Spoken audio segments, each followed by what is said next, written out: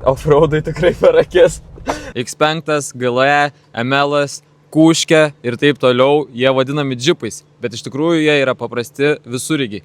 O čia mes turime tikrą džipą. Jeep Wrangler.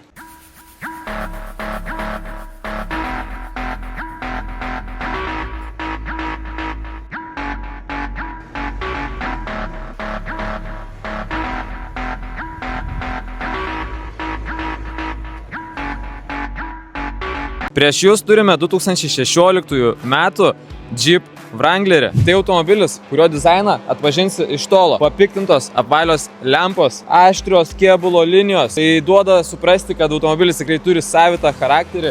Na ir šis dizainas jau tikrai daug metų nesikeičia, bet manau, jo ir nereikia keisti. O prie tokios išvaizdos taipogi reikia ir galios. Tai čia turime beveik 300 arklio galių V6 Jeep variklį, 3.6 litro tūrio.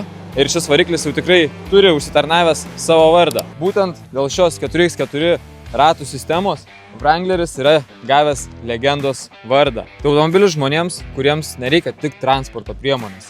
Jis turi savitą charakterį. Tai Wranglerio salonas iš tikrųjų yra gan paprastas, bet tikrai labai aiškus, informatyvus. Ekraniukas, ortakiai, langai čia reguliuojasi, kondicionierius, pavaros, 4 varomųjų.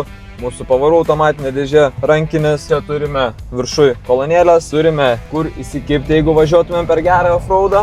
Ir žinoma, paprastas gražus spidometras, vairas, autopilotas. Tai prasme, emocija važiuojant, kai tu gali spausti per duobės, per visur, tai yra tikrai kitokia emocija negu važiuojant su kokiu X5, kur tu per offroadą tikrai nepavažinėsi šitaip.